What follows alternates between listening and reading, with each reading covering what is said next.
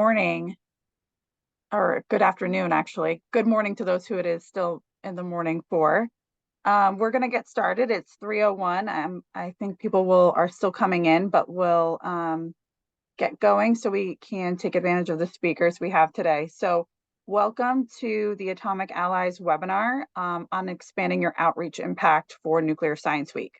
I'm Kaitlin Rekola. I work at the Nuclear Energy Institute, and I'm also a member of the U.S. WIN Steering Committee, and I will be moderating the conversation today. Before we get started, a few housekeeping notes. On the bottom of your screen, if you kind of hover, or it might be at the top depending on your view, you'll see two functions, one for chat and one for Q&A. If you can use the chat for comments, conversation, technical difficulties or questions you're having on the webinar logistics side, that would be the place to put those. So in the chat function. And then we also have activated the Q&A functionality. And so we will be taking questions at the end of the webinar.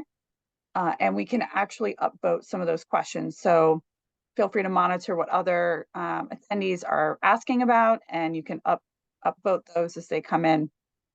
Another note is that while the webinar is scheduled from 3 to 4, the speakers and myself will actually stay on until 4:15 to make sure we answer all the questions you have. So please make sure, if you have a question, we'd be happy to hear it and make sure we can answer it before we all let you go. Another housekeeping note is that this webinar is being recorded, and we will make it available to each of the organization's members after this webinar concludes. If you're uncomfortable being recorded, you can take action accordingly now or not participate. It won't record the people who are participating, just the content on the screen. Okay, so before we get started, just to answer that question, because that's important, and I'm going to get to that now, which is what is U.S. WIN? Women in Nuclear. So who are the Atomic Allies and what are we doing here? I'm not sure if everyone still understands what the Atomic Allies do and why it was formed. So back in 2020, NAYGN, ANS, NEI, and US WIN signed a memorandum of understanding to memorialize our interest and desire to collaborate, share resources, and kind of expand the benefits that we can offer to all of our members, recognizing that there's a lot of crossover and that we have similar interests and desire to advance nuclear and also support our members' growth and education. So we formed that partnership in 2020. It's an informal group that we meet monthly. The 4 organizations have reps who sit on that, I guess, council, if you will, and kind of develop programming and ideas for how we can best serve our collective membership. So this webinar is born out of that collaboration. We realized all of us participate in Nuclear Science Week, and so this would be an easy way for us to share best practices, exchange information, share lessons learned, and really just expand what our members could do for Nuclear Science Week based on all of our collective experience.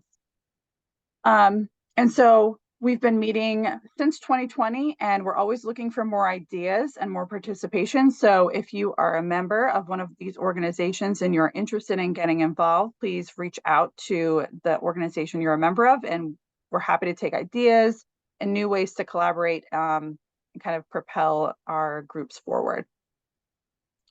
So with that in mind, let's turn to the program. So this is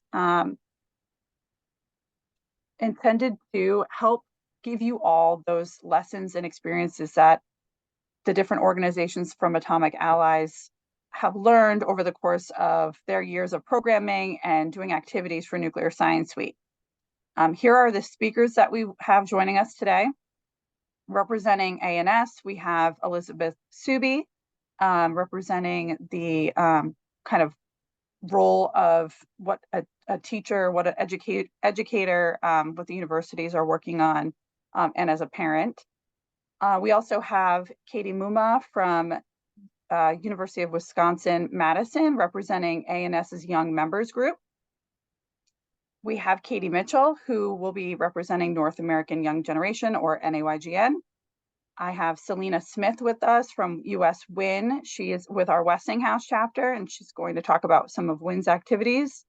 And then opening up for us today, we're honored to have Jennifer Hayden, who is the president and CEO of the National Nuclear Science and History Museum, which is the organization that puts on Nuclear Science Week every year.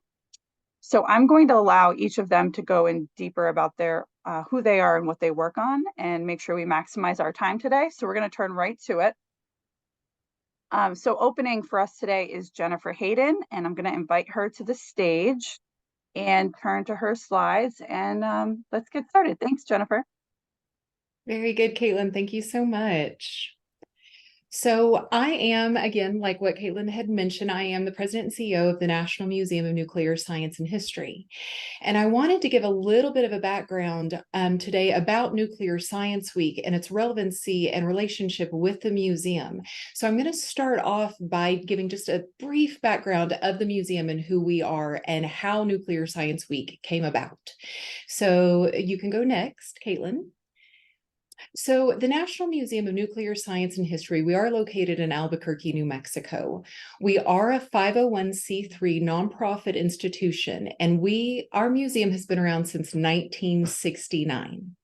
We tell the story of the atomic age, from early developments such as the Manhattan Project and Cold War to today's peaceful uses of nuclear technology such as nuclear energy, medicine, and space exploration.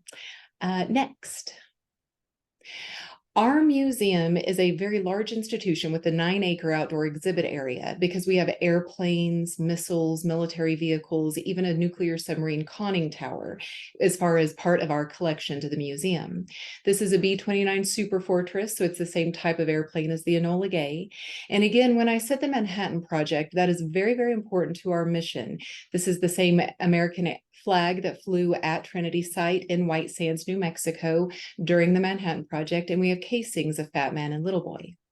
Next.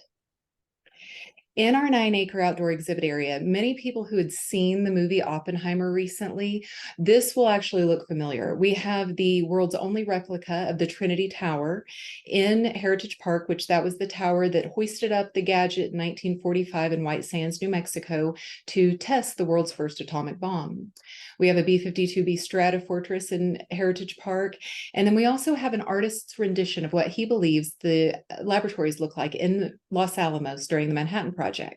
He's the same sculptor who created Kryptos, found outside of CIA headquarters in Langley as well. Next. We have Oppenheimer's limousine that traveled back and forth between White Sands, New Mexico and Los Alamos. That is the nuclear submarine conning tower in Heritage Park. And we do have the largest collection of declassified nuclear weapons in the world here at the museum. Next. So history plays a very huge part for us, but so does science. So we incorporate science in a variety of ways through nuclear medicine exhibits, energy, and space exploration. A lot of hands-on engaging activities take place. The Palo Verde exhibit is very entertaining for us, and it allows people of all ages to come in and experience how many atoms does it take to split to electrify or provide electricity for a city. And next. These are just two very quick slides about a lot of the programs and events that we have. Whether they are culturally significant events, they are family or STEM-oriented events, we really focus on things to bring our local community and then our visitors from all over the world into the museum. And the next slide shows all of our different camps and education programs. Kiddos between pre-K and 12th grade really come in quite often following the Albuquerque Public School District break schedule, and then we have different variety of programs and events throughout the year. And next, we are going to go to Nuclear Science Week, and you can go ahead and flip to the next one that shows just a little bit about Nuclear Science Week. So Nuclear Science Week is a week-long celebration that really focuses on the contributions made by women and men throughout the world in nuclear every year. We did start this in 2019. It does happen every year on the 3rd week of October annually. When I say we started this in 2009, this was my predecessor, Jim Walther, who was the CEO of the National Museum of Nuclear Science and History, who did decide, I want to get nuclear out to our community beyond the 4 walls of the museum. So at that point in time, he really worked with a lot of nuclear industry partners, including organizations such as ANS, nuclear energy companies as well, and came together to try to determine what Nuclear Science Week could look like. This began as almost a grassroots initiative where it began in Albuquerque that first year, and it has grown exponentially ever since. The museum, we're in charge of the International Steering Committee, which we have people from all over the world, as far as Canada, UK, Australia. At certain instances, there were people from Japan and Brazil, and we promote through all of the Nuclear Science Week social media platforms and the website. You can go to the next slide. This is it's just a screenshot of the front page of the Nuclear Science Week website as it stands now. I invite everyone to look at the website because it has so many different qualities and opportunities to learn a little bit more about Nuclear Science Week. Under National Event, it talks about San Diego, where the National Host City event is taking place this year. Under About, people can learn a little bit more about the history and where we have been, including in the past as far as National Host City events, and pictures from local events as well. Local events would be the area in which we invite everyone all over the world to provide information of what you are doing in your community. This will become populated between now and October 16th when it begins. And that will really show all of the different events, activities, programs that are taking place if you take the time to go in and upload some of your information. For educators, we have a lot of different resources, and we're always looking to grow if people have more information. But that is lesson plans and resources, oftentimes for educators of all different grade levels. Sponsors talk about many of the different sponsors for Nuclear Science Week and the National Host City event. And the news and Contact Us provides a lot of the information. If you are wanting to host a event, you can go to nuclearscienceweek.org under Contact and for the media. And that will provide not only the logo for you to use. If you scroll down, there is a brand guidelines document that gives you a little bit more information, but it also takes you to all of our social media platforms. We're always open to sharing everything that's going on really around the nation and around the globe. Next. All of these images are photos taken from various national host city events. And it shows a lot of the different types of things that and ways in which people celebrate Nuclear Science Week. You can do an expo, which is really just promoting your company with giveaways and talking about who you are. Sometimes it is an expo that has a little bit more hands-on engaging activities to engage the audience. Next.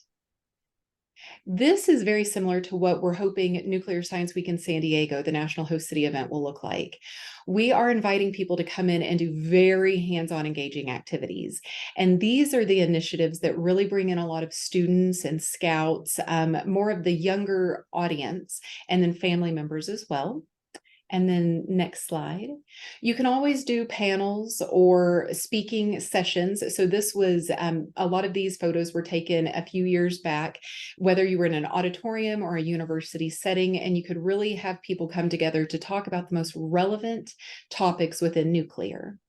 And then next, very popular, but sometimes not quite as easy, would be tours. So whether it was tours of a power plant or, in my case, the museum, our museum welcomes over 1,000 students, Title I students, to the museum during that week.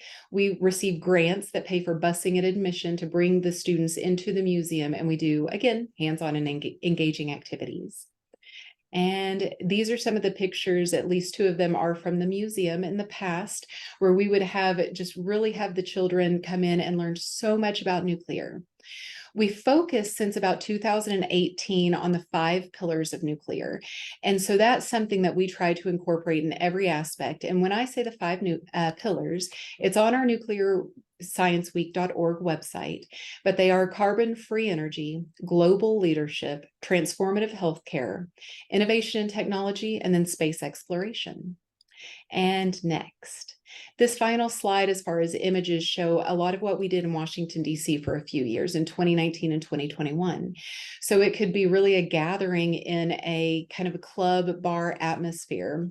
The lower picture was on Capitol Hill, and then the upper right picture was our the DOE Millennial Nuclear Caucus. So we had a panel of people speaking about nuclear and the relevant issues. And next. So here, it's just a way in which you can become involved. One of the ways is, again, we do have an international steering committee that we met this morning, and we only have one more meeting this year before Nuclear Science Week 2023. But that is something that I have an email at the end of my slides showing who you could contact to get involved and just sit on the meeting. It's about 45 minutes to an hour to talk about what's going on and learn what's going on all over the world. Celebrating Nuclear Science Week in your community, again, it could look a variety of different ways, whether it's just maybe a Nuclear Science Week cake in your office kitchen, to a completely community-wide celebration like the SRS CRO celebrates in Georgia and South Carolina every year. Definitely share your local events on nuclearscienceweek.org just by clicking on local events, and then utilize the Nuclear Science Week logo. You definitely can do that. That's why we have that there. We want people to proudly promote Nuclear Science Week.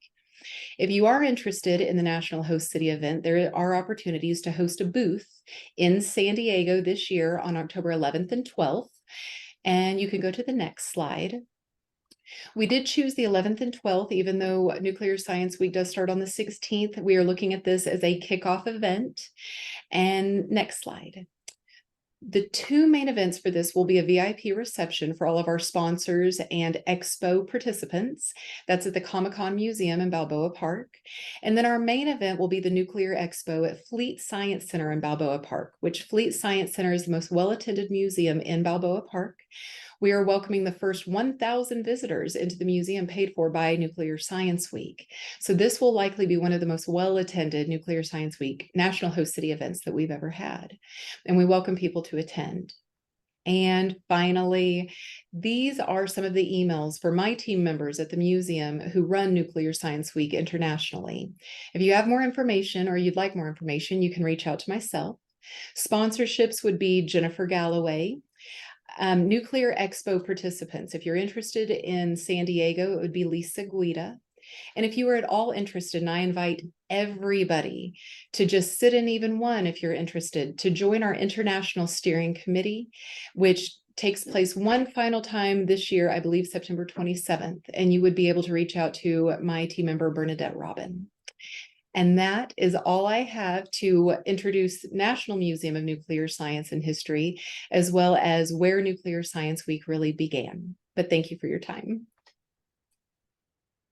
Thank you, Jennifer. That was great. And I really encourage all of the attendees to leverage the contacts here, especially to upload your local event. It's really quite powerful when you can see all of the different efforts that are going on around the country and show our collective impact. So now we will turn to Elizabeth. And again, we will be taking questions at the end. So if anything Jennifer noted was of interest, you want to learn more, please don't hesitate to ask a question. So Elizabeth Sooby is with ANS. She's also a professor. And we are excited to hear from you. Thanks, Elizabeth. Hey, thanks, Kaitlin. Thanks, everyone, for having me. So I'm Elizabeth Sooby. I'm an associate professor at the University of Texas at San Antonio. My home department is in physics and astronomy, which is what I got my PhD in, and I also have a joint appointment in mechanical engineering. I was asked today to present on the parent's perspective, but as an ANS representative and as also the chair for our Diversity and Inclusion Committee, I wanted to share with you some of the resources that ANS has on their webpage. So ANS put together this slide, and I believe Kaitlin will be posting this content, and so these are some hyperlinks to a handful of different resources.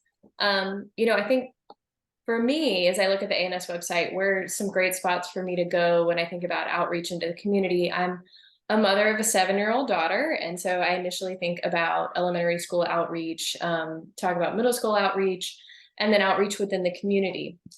So a handful of these resources can be helpful if you're looking at, you have students perhaps that are in undergrad or graduate school looking at careers. So there's the Pathways to Nuclear Careers program. There's a lot of different nuclear science activities under those pages. They have some virtual field trips. There's also the Nuclear Ambassador programs. And then there's some of these nuclear discovery kits. And those are kits where you can actually go onto ANS's website, And for a given program, you can request materials to be sent to you for different outreach events. Going to the website, they also link to Nuclear Science Week. But if you go into the website and you look at classroom resources, down at the bottom, they actually have elementary, middle school, and high school. Kaitlin, you can go to the next slide, I think. Yeah, so here are some of those educational resources, and it kind of breaks it down by what type of event or what type of outreach activity that you're looking to do. I know for me personally, looking at elementary school outreach, at least in the state of Texas, any outreach we do in our public school systems needs to fall under the Texas curriculum. And so it has to be something that they're actually covering in their science classes during that academic year for the students. So I reach out to my daughter's teacher every year and offer, say, hey, I'm a physics professor. I'm happy to come talk to the class about whatever fits into your curriculum. And they may not, immediately know how to connect nuclear to maybe what they're doing in first grade.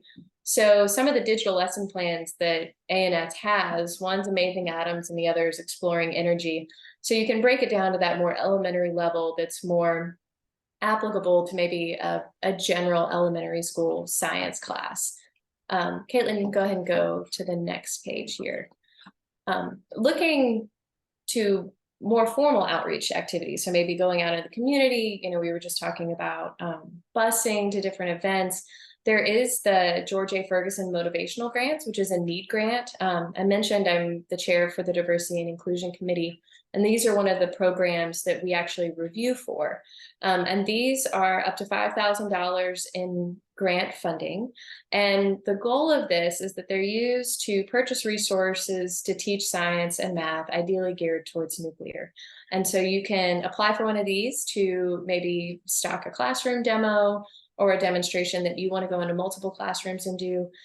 One of the key things, though, I want to note about this is we are really focused in getting into underrepresented and underserved communities. And so when you go to write that grant application, think about the community that you're going into, where is there the most need? And this is an opportunity for funding for a little bit broader outreach events. And Kaitlin, you can go on to the next slide. Yeah, so outreach in the local community. So as a mom and a full-time professor with the research program, there's not a lot of free time.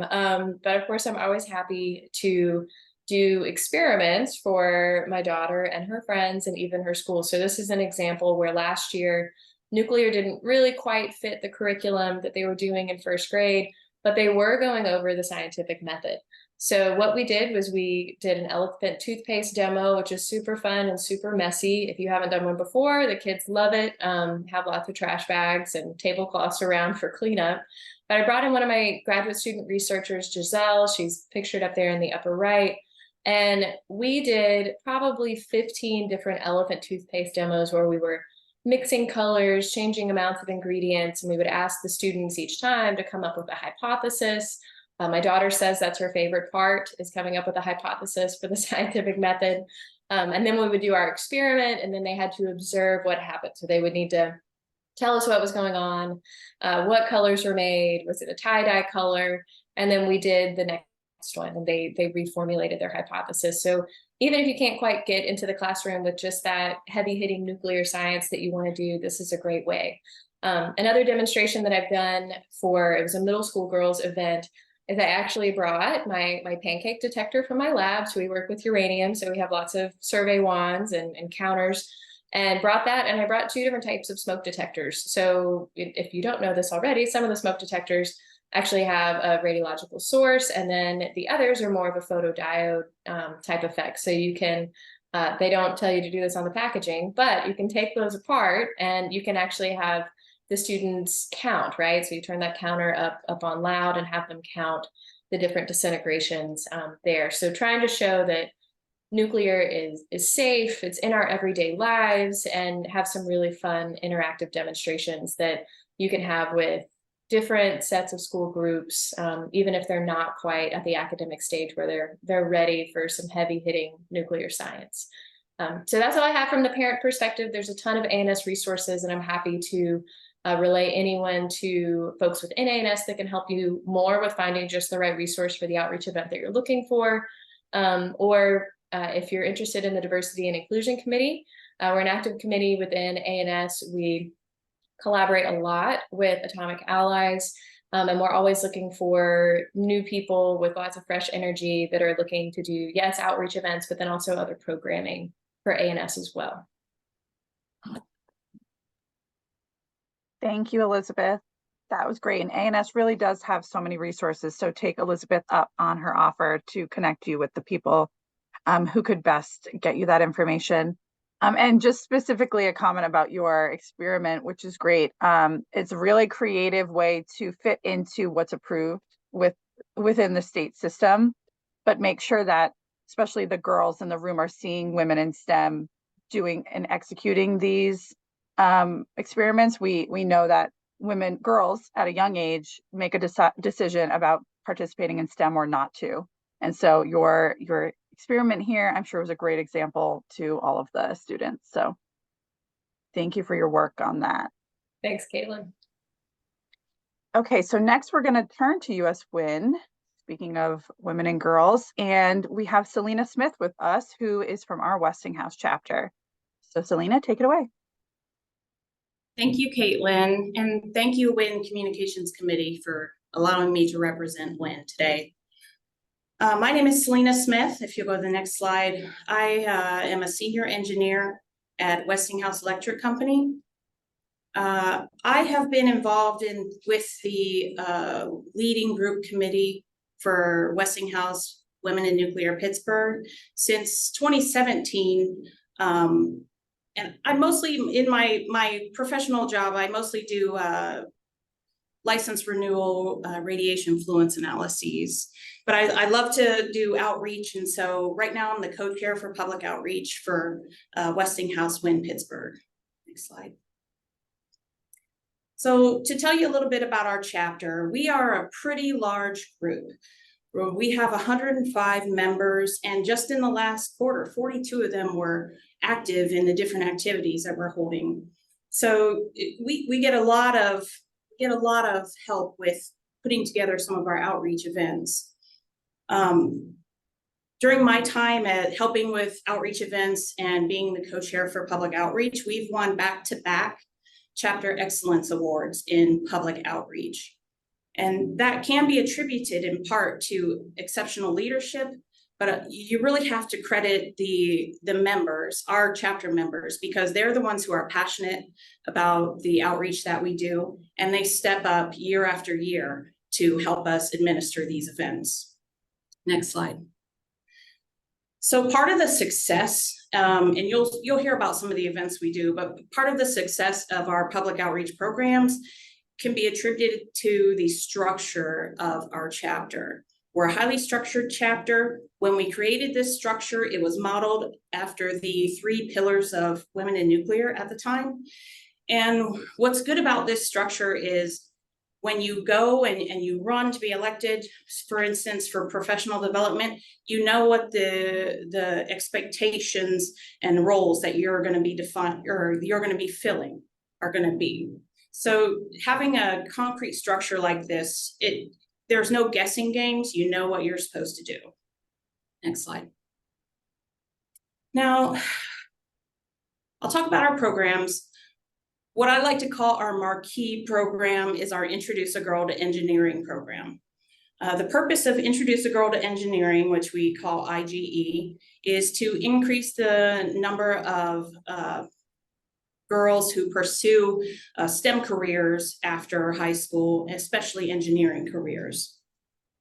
We've been doing this 20 years, we've never missed a year, and you can see that we've served a lot of students over those 2 decades. And so that begs the question, how do we get such buy-in from the schools to bring their students to our facility and for these events? And I would recommend, if you're going to do an event like this, what you need to do is put the school's needs above your organization's needs. Just like Elizabeth was talking about, what you're doing in your outreach programs has to fit within what the school's goals are. Excuse me. So the schools in my area have 2 main priorities for the 10th and 11th graders that we are targeting. They are careers, and hands-on, hands-on, hands-on. And so we have specifically tailored our program to reinforce the concepts that these 10th and 11th graders are learning in school, and make sure that they spend most of their time in our facility doing hands-on workshop experiments, things like that. So what we do, we talk to them about engineering disciplines like electrical, chemical, nuclear, of course, and then we run them through a series of workshop experiments. So these are hands-on activities. One of them, for instance, is statistical half-life activity. And we probably have all done some version of this activity where you have, you know, some pennies or some M&Ms and you take away half each half-life.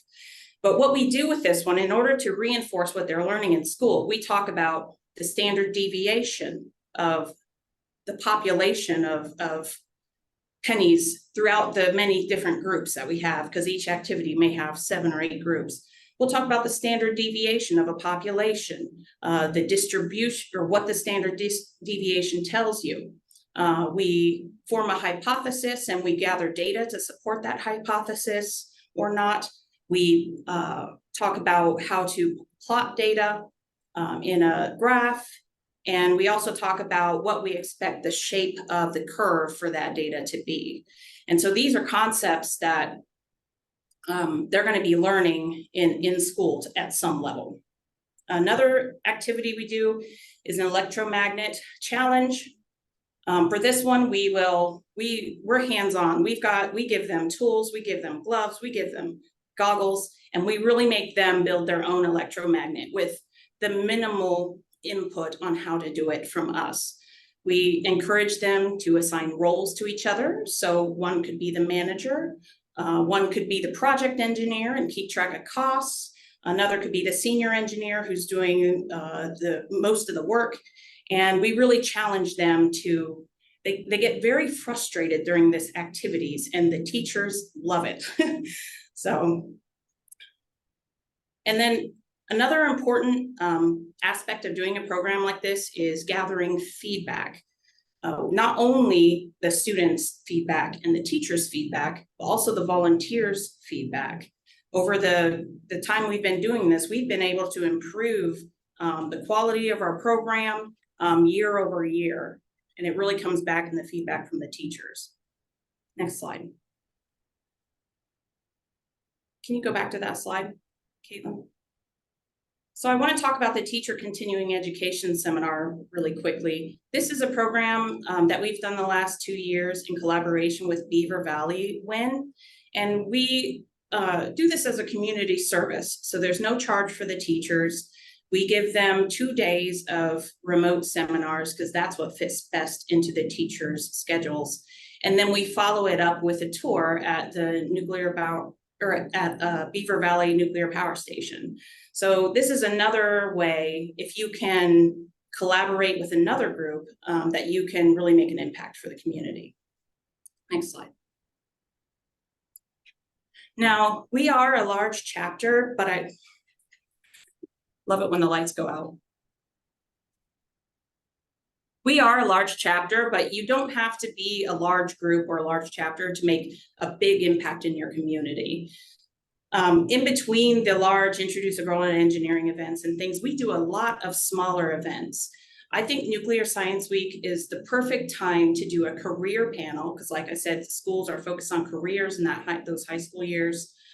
You can do those remotely. The last one we did had 15 schools in the local area, students called into it from. Another thing you can do is invite schools to visit your site and job shadow for a day. So these really fit in, and they're small things you can do throughout the year. Next slide, Kaitlin. So these STEM outreach events, they can seem very time consuming, and sometimes they might seem like they are a distraction from the real work. But really, doing STEM outreach is a win-win for both the company and for the individual, which I'll elaborate on in the next slide. So for the company, having your employees and, sponsoring these outreach events can really benefit you, because we all want to hire the best people. And doing local community STEM outreach events, number one, it lets students and young people in your local community know that you're there. They might not have known that Westinghouse was there and that we designed nuclear plants. It also can get them interested in these STEM careers, and hopefully they'll be the future workforce that you're going to hire. Programs like IGE help enhance workforce diversity goals. And then you're also able to, your employees can get that sense of satisfaction that they've been able to help these students. Further, if you're taking pictures during the events and your descriptions of the events, these can be leveraged by the company in, company blogs or social media. Next slide. For the individual, in my opinion, there are endless benefits. From my perspective, I'm from Ohio. When I moved to Pennsylvania, the only person I knew was my husband's aunt, right? So, of course, I met people at work, but I started, after a year or two here, I started to volunteer for organizations outside of work that I was passionate about. One of them being Women in Nuclear, and some other community organizations. And doing that allowed me to not only make friends at work, but also to make friends outside of work. So in that way, I've really expanded my network in both places. My husband likes to tell me that I never stop moving because I'm always doing something for someone, but it doesn't make me feel like I have less time. And I think it's because I'm more productive because I know that I'm going to get to go volunteer on Saturday with this organization or that. Further, for me, volunteering, especially for STEM outreach, it allows me, one of my passions is to make sure that kids who look like me see people who look like them in the role that I am in as a senior engineer or a leader in Women in Nuclear. And so it really gives me a deep satisfaction that I've, this purpose for why I volunteer for these events. Next slide, Kate.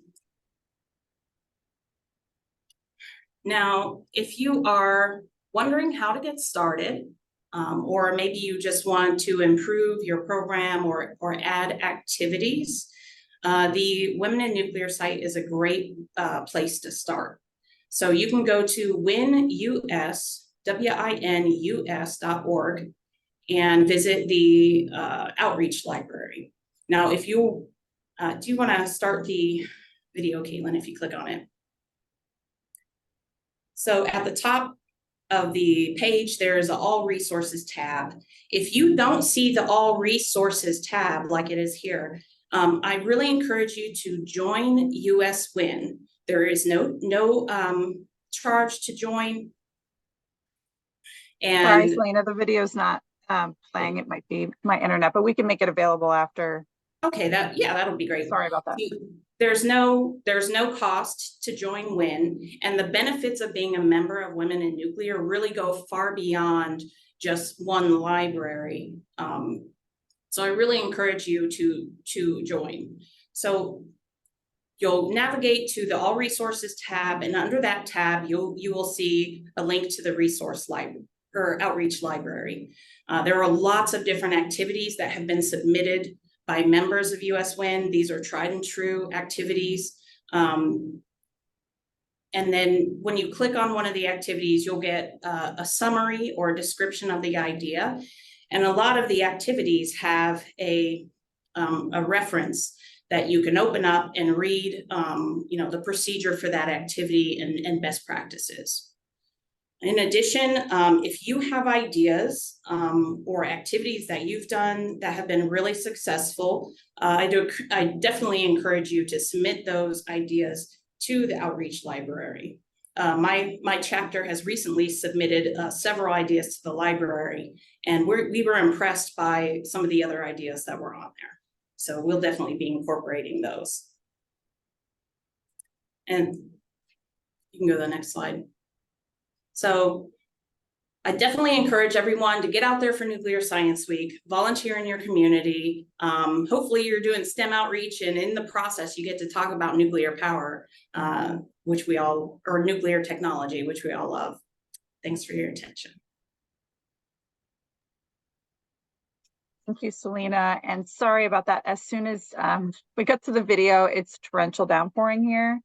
So it might just be my internet's unable to open it, but we will make the video available so you have instructions on how to access the US WIN Outreach Library. It's really is a great resource. We've worked on it for a long time to make sure that it's meaningful and has a benefit. Okay, so next we're going to turn to NAYGN. And so I'm going to invite Katie Mitchell to join us.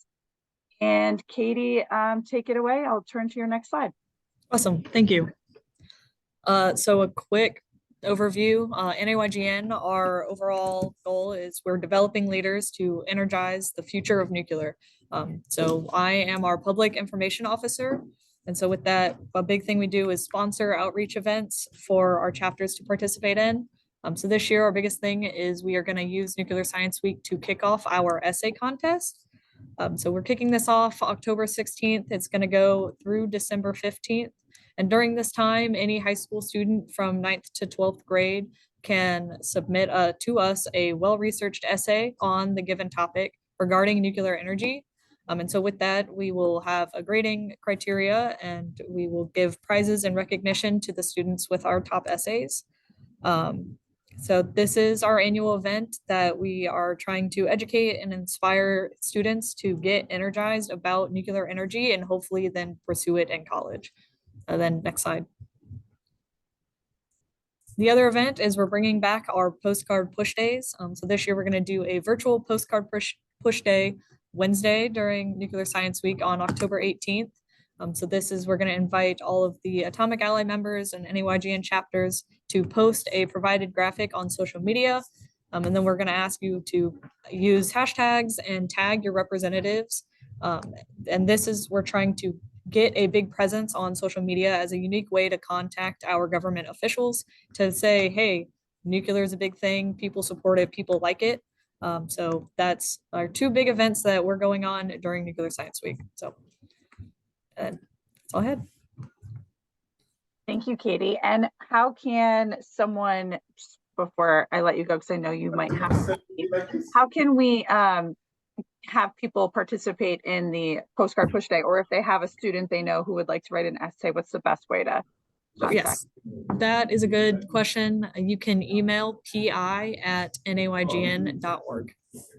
Okay, for all of that information. pi@naygn.org. Great. Thank you, Katie. Thank you. Now I'm going to introduce ANS's YMG member, also Katie. We have a theme going on, Kaitlin, Katie. So Katie, take it away. Yeah, hi everyone. So I'm here to talk a little bit about what students can do, and going last is great because I can start by saying, students, you can do all of the things that have been mentioned previously. So having tables at your university, having seminars, panels, participating in the postcard push, things like that. You can do all of that. But also, I wanted to speak a little bit about social media because students are often more digitally native, more experienced with social media, and this is a great way to reach beyond just your local community, to reach a wider group of people who may be even less familiar with nuclear than your local community around a nuclear facility. So I always try to tell students that you have an incredible power that you may not recognize, which is that everybody loves students. And also, you do not necessarily have an institution who has guidelines or requirements or wants you to present yourself in a certain way.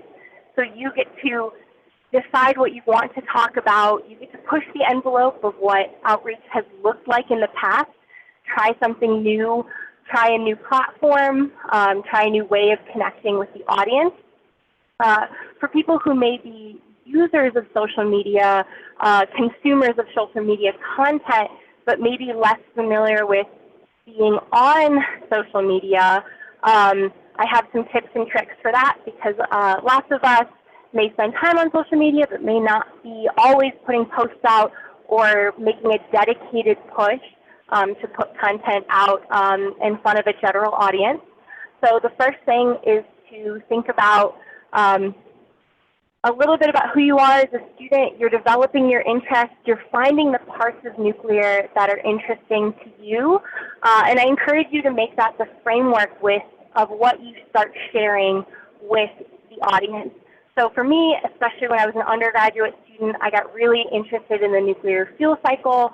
So I started, as I was learning, turning around, digesting that content, and then pushing it out there to the general audience to talk about what is uranium mining, how has it changed from when we first discovered fission and started using uranium and nuclear technology in the early days to what it looks like now, or on the back end, how do we manage radioactive waste, things like that.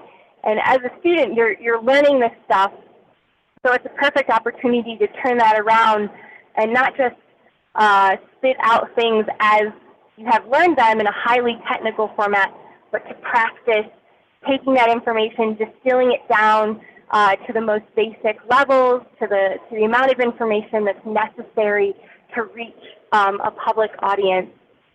I would also encourage everybody to, if you're going to be putting out content on social media, to pick a few platforms that you are most comfortable with. I find often that when somebody starts getting into sharing content on social media that they are often trying to hit Facebook and Instagram and TikTok and Twitter/X and LinkedIn and Blue Sky and, oh my gosh, all the other ones you could possibly imagine. And the reality is that you're probably not going to craft perfect posts for every single platform. So if you spend a lot of your own time on Instagram and you're not really on TikTok, then I encourage you to pick just one or two platforms that you already have an innate sense of, these are the posts that do well there, and then try to mimic that with your own experience in the content you're developing. One more thing is that because we're having this webinar now, like a month before Nuclear Science Week, I encourage you to think about planning out the kind of content you want to share in the same way that you would plan a physical event. You know, October 16th is going to be just another week. You're going to have your regular deadlines, maybe even midterms, whatever. So if you start by preparing now, thinking about the kinds of things you want to put out, finding the kinds of images, or preparing the information you need to make a video now, then it makes it much easier to push that stuff out when you make this one big push when everyone around you is also making a push. One more thing to think about as students, you do have allies, even if you may have not interacted with American Nuclear Society, even if you may be new to Women in Nuclear and NYGN, you may have local nuclear facilities. I encourage you to reach out to them, to work with your department or other students to coordinate your efforts so that you can all boost each other. Because we're all doing this one big push at the same time and hopefully making our collective voices rise up and sort of break through to a general public, you want to make sure that you're participating in that ecosystem, and as you share and boost other people's content, hopefully they'll notice you even if you're relatively new to the social media and the outreach game. So definitely participate in that ecosystem, online and offline. And all right, those are my main tips for doing outreach on social media. Thank you, Katie. Okay, so we have now gotten to the portion where I would invite everyone to turn their camera on from the speakers. I'm going to go to one last slide that shows some of the contact information for each of them, and I'm sure they would be happy to hear from you all on any question you have after this. But we are here and we do have time. We did that in record time. We have time for questions. So the first one in the Q&A, and again, please feel free to ask questions. There's no, bad question, or we're happy to answer anything you have, is how do I know what local community outreach events are happening in my area to go and volunteer at? So I think I'll kick that to Jennifer first, since she has a website that collects some of that information that might be possible to see. So Jennifer, when people upload those local events, does it have a location tied? It does. So you always can visit nuclearscienceweek.org, and that's hoping that your local community members did post it there. If not, I think really going back to what Katie had mentioned, so much with social media, so many people, especially with Nuclear Science Week, really promote it and promote it well. So checking out your different organizations locally and their social media or even their websites. And who knows, if no one is celebrating it, it may be you starting it off in your own community. You're the first one doing it. So it really just kind of depends where you are and what other organizations are within your community. You can always also reach out directly to the organizations or companies, especially if it's ANS, WIN, NAYGN, any of those, and then maybe go to the companies after. I'll just open that up for anyone else who might have an idea or suggestion on finding local events. I would say, checking in if you have an ANS local chapter, especially student chapters, they're usually informed, if not leading the charge of what's going on. Here in San Antonio, at least at UTSA, there's not a huge cohort of faculty that study nuclear science, so I'm one of few. So, the things that we're going to try is, maybe see if we can stream Oppenheimer, maybe have a panel. We have some folks in policy that are really interested in nuclear science policy. So maybe holding a forum through Model UN. So there's a handful of things you can do. So if you're students, maybe reach out to your faculty and ask for help and see if they have some ideas. Reach out to local ANS chapters, or think of a cool idea. Don't take on too much all at once is maybe my advice there. But find something simple and fun that you can engage as many people who are interested. And I would say the same for NAYGN and WIN. Their local chapters also have the public outreach email that I dropped in the chat for NAYGN. I'm sure Katie could help connect you, and myself or Sylena can connect you with a chapter that might be local to you. And even if you're not a member of that particular chapter or organization, I think it's a more the merrier kind of attitude. And so we can connect you where those people are. Sylena, this question is, I think, for you, but we'll open it to everyone. So she loved hearing about your promotion of engineering as a career field. Which group or organization or place, entity kind of promotes some of the other positions in nuclear? I have a particular interest in promoting and encouraging girls to explore the craft opportunities, mechanical, electrical, instrument in the industry. And before I open that up, Atomic Allies is actually interested. We're kind of in the idea formation of how to best connect with people who are at community colleges or trade schools, or even in high school, not yet, maybe those 11th and 12th graders, to get them more into those fields. We know that that's an aspect of the workforce that's in dire need of more participation. And so we're interested if anyone has good ideas on how to best engage with those communities, but I'll open it to Sylena and then the rest of the group. Well, my recommendation would be to look to your local schools.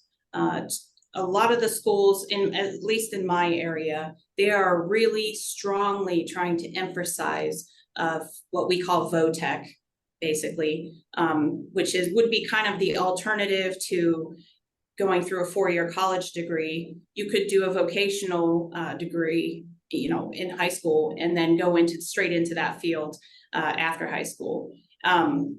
So one way might be to go into the schools and try to go into your VOTEC school and try to talk about the opportunities that are available in the nuclear industry, because we need those specialists to come and work for us in nuclear later on. Another way would be to, especially if you work in a plant, I know they have requirements maybe for a 2-year degree or, whatever their requirement is, and they're really looking for people who are mechanically inclined.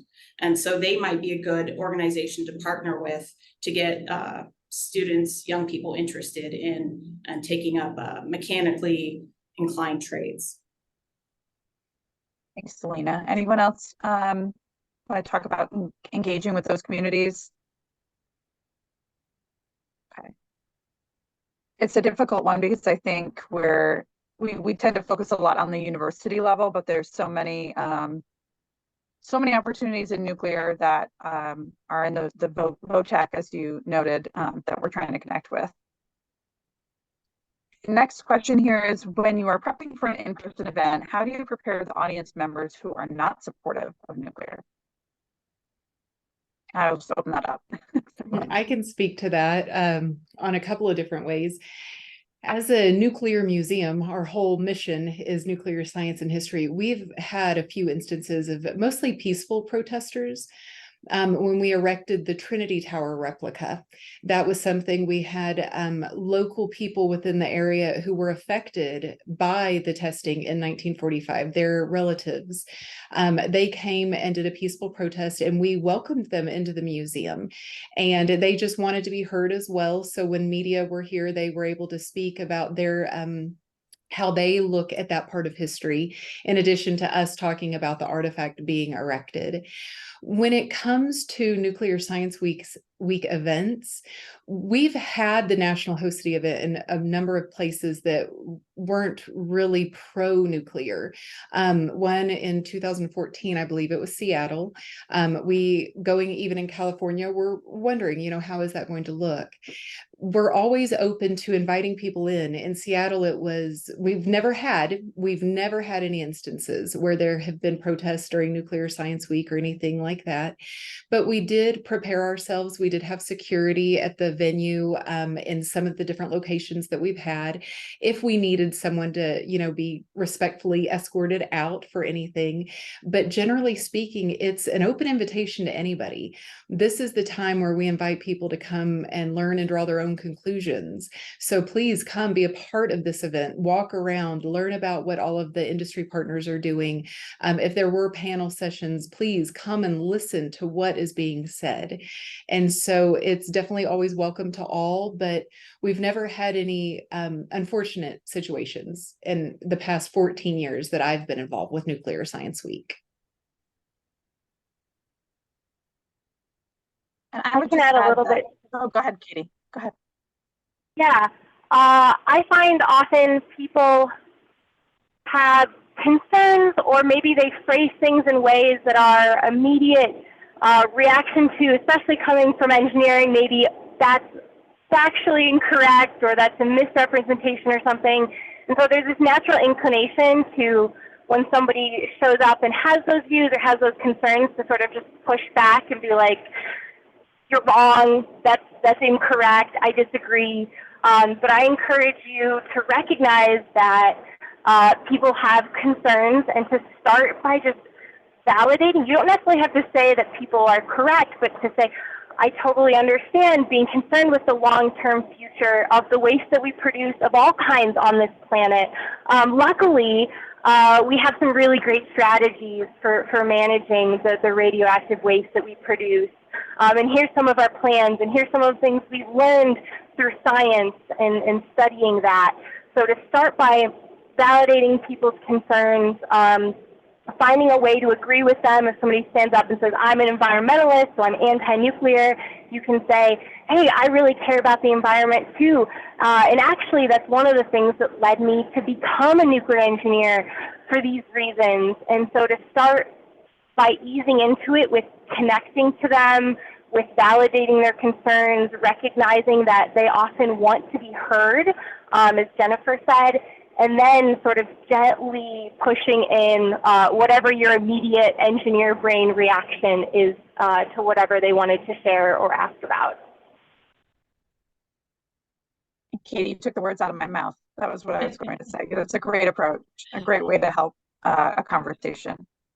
Yeah, I really want to, Katie, that it's a really great way to put it. And I think, you know, one of the challenges we have as scientists and engineers is we want to go into every conversation fully prepared, like we're walking into a defense, right? And so I would say, don't let those thoughts distract from what all you want to make your event, right? So try not to focus so much on what if this goes wrong, or what if someone says this. Try to prepare for that, you know, have a little backup slide deck, have some references you can point them to, so that, like Katie said, you validate their concerns, but then you also educate them on, you know, what the current state of knowledge is there. But we've held events with ANS, and actually not on nuclear topics, but on diversity, equity, inclusion topics, where we were concerned we were going to have people that were adamantly opposed or very skeptical of what we were saying.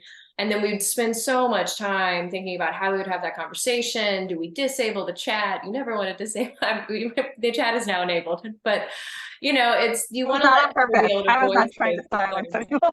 No, it cracked me up because I was like, I was just thinking we had a conversation about disabling the chat for a meeting. But yeah, so you want to keep it an open conversation and try not to, you know, mold your event into the safest space possible. Make it at everything that you want it to be, but then come in with those backup slide decks, you know, in your head where you're able to answer some of those tough questions, or have someone there that can answer some of those tough questions. Thanks for those approaches. I think the welcoming conversation, I think some people just want to be heard.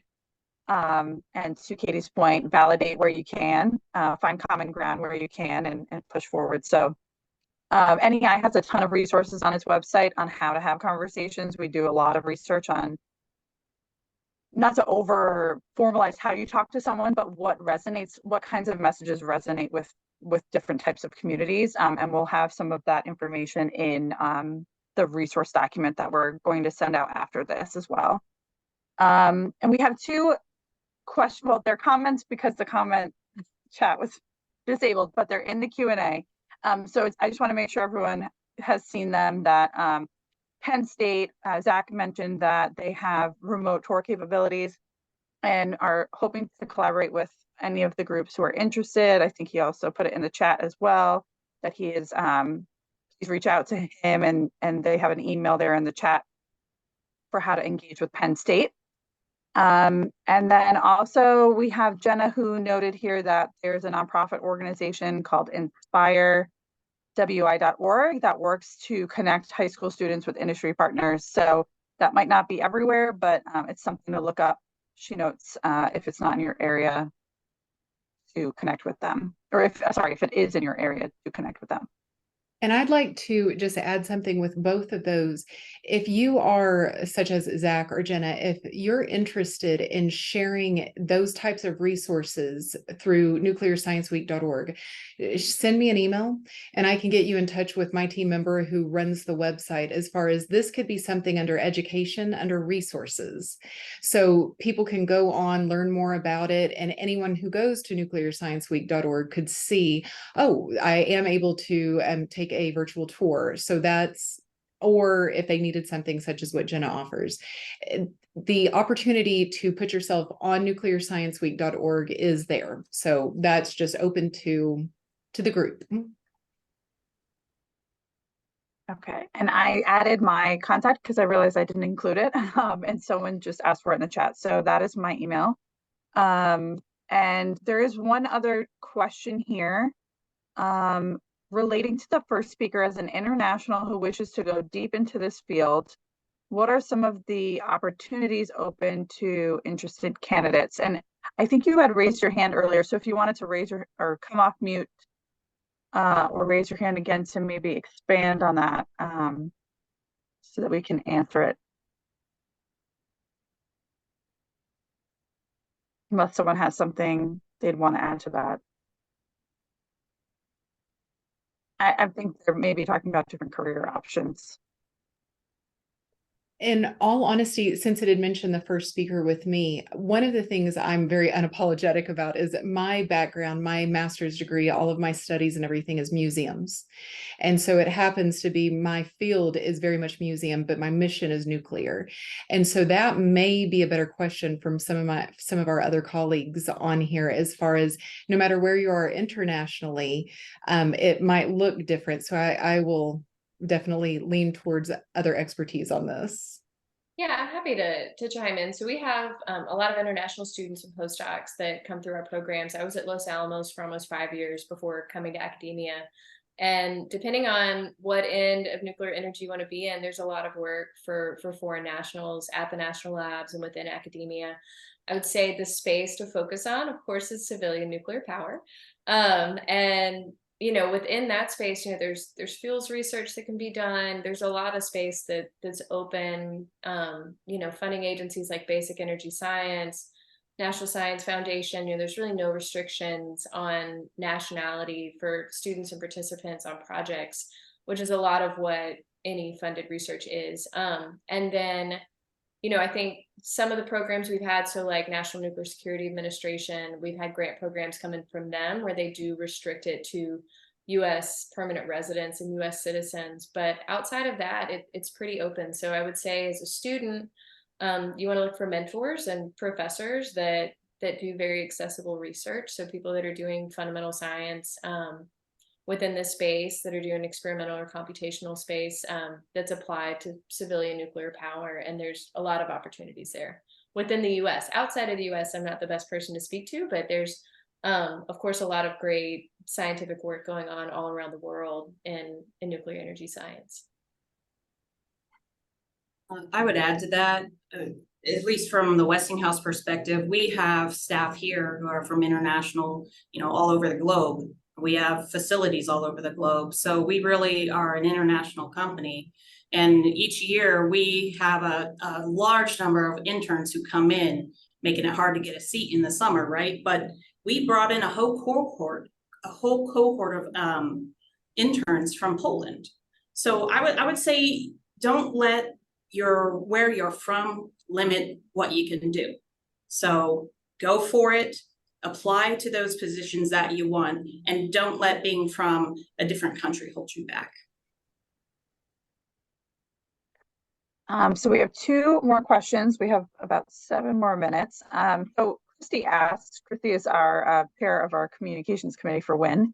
So she asks, how early do you start prepping for Nuclear Science Week? So those who are engaging in chapter activities, Sylena seems to know where this question's coming from because she is laughing. So Sylena, I guess I'll turn it to you first. How early should you start prepping for your Nuclear Science Week activities? I would say it depends on what kind of event you want to do. If you're planning a school event, you really want to start right at the beginning of the school year, because the teachers are really planning their entire year in those weeks before school. One of the benefits of our program is they know that we're going to have it. So if you have it every year, they can plan, and that's what you want to do. If you're having something maybe that's remote, like we will probably do a career panel, I'll start recruiting for that now, but I would send that invitation to the schools now for that career panel in October. So if that gives you an idea of the timeline. And I guess as a follow-on to that, for those who haven't done it before, how have you gone about even reaching out to the schools? Do you start with the principal? Do you start directly with the teacher? Do you find a parent who can get you an in? I guess, how is the best way for people who have not engaged with schools before to engage with them? Well, first, I'd say if you have a child who's in school, that's an easy in, because you can talk to their teacher and they can give you the contact, and then you can go from there. If, say, you don't have kids and you're not in school, a respectful letter to the principal and vice principal usually is a good start. If you can identify who the guidance counselors are on their staff directory, they would be a good resource to email to. And they're always looking to partner with industry to give kids the best opportunities possible. So definitely reach out. Yeah, I'll add to that. So I know, you know, at the university level, we often have people within the university who reach out to the districts themselves. So in Texas, our districts are massive. There may be 20 elementary schools in a single school district, but you can get to their outreach and curriculum coordinator for the district, and then they can reach out to the schools for you. You may want to talk, if you're at a university, sometimes you have an outreach person within your university that has a relationship with that person because they're very busy people. But I would say you can reach out to the districts as a whole as well. And I'll say from my personal experience, going to my daughter's school, I was like, hey, I want to do this cool demo in my daughter's class because it was a fewer number of students. Everybody could do the demo right in front of them if they wanted to. And the teacher talked to the principal, and the principal said, if we're going to do this, we're going to do it equitably, and we need to do it for all of first grade, which was like 6 different classes. So I was like, all right, we're changing it up, and it's going to be this big demo on a stage. So I would say don't get too married to exactly what you want to do, because the school may have a certain way that they and have facilitate outreach events within the school itself. To leverage them as a partner. Oh, Jennifer? One of the things, this is not necessarily the schools, which everything that Elizabeth was saying, that's what we do for the museums as well, for the museum bringing students in. If you were doing an initiative for the community and it wasn't necessarily wanting field trips to come in, this is something that we've used for years at the museum, and it has been very beneficial for us. If you want to get to the students, there's a likelihood that in your community, they use Peach Jar, which is like a peach that you eat, peachjar.com. The museum utilizes this. It's free for us to set ourselves up on peachjar.com, and we're able to pick the schools. You have to pay in order to send a flyer, just a 1-page flyer to schools, whether they're elementary, middle school, or high school. And the district has to decide, do we approve or not approve this to go out? But that's something that it goes to every single parent at the schools that you pay for. So that's been very beneficial for us on family days and programs. So just a heads up if that's something that you want to look into. That sounds like something I'd want to do. Thanks, Jennifer. And Elizabeth added in the chat that your local public library is also a great resource. So starting there too might be able to connect you with those partners. Okay, we have 2 minutes. So last call for questions. I will note there is a question in the chat about having a bachelor's degree in mechanical and being a part of Professional Engineer Canada. How can someone get in touch with industry partners to get their career started? Slightly different question. And we do plan on, well, one, we want you to join the industry. Let's start there. We want you. Academia. You're in. 2, I think that's actually a good topic for an Atomic Ally webinar that we're hoping to connect with the wide-ranging possibilities that are out there in the nuclear industry, not just for trades, but maybe we can expand it to kind of the whole gambit of opportunities and how to connect you with them. I know every company in the United States, at least, is hiring and is interested in having more, growing the workforce. So maybe if there's a particular company you have in mind, connecting with one of the people here, we can connect you within our network. And all of us have chapters or sections at the companies around the country, so we can connect you with some of those people as well.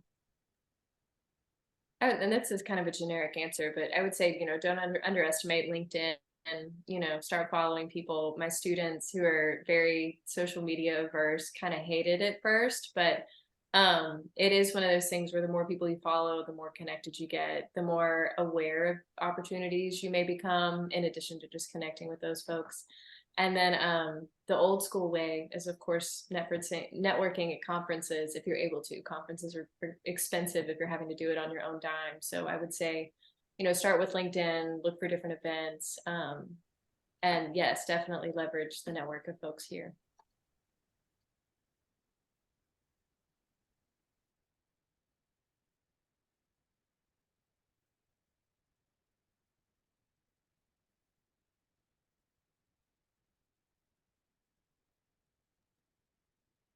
We might have lost Kaitlin. Yeah, we might have lost her. I think we have, but it is at 2:15 my time, so it's a different time everywhere else. So I think, unless anyone else has anything. No? Okay. Well, then I'm good to wrap this up. I think everyone else is, and we can go ahead, and Kaitlin did a fantastic job, and maybe we'll hear from her if there are any last minute things to go out to the group. I think all the attendees will receive a one-pager kind of summarizing the different resources that we talked about throughout this meeting too. So people can expect that to come. Very good. All right. Thank you all. It was a wonderful time. Thank you so much. Oh, Kaitlin, maybe there she is. We were wrapping up for you. We wrapped up. Yeah, we were wrapping up. Well We done. told them they should receive a one-pager with resources for them. And Thank you. Yes, my internet went out very briefly. But thank you. I appreciate you all having my back in that. And yes, the one pager will be sent out as well as the recording. And we'll have this recording posted on the US Win YouTube, as well as I think ANS has somewhere to post it also. So please reach out to any of us if you have questions. Thank you for your participation. And we look forward to seeing all the events that you put on next month. So thank you, everyone. Thanks, Kaitlin. Thanks, everybody.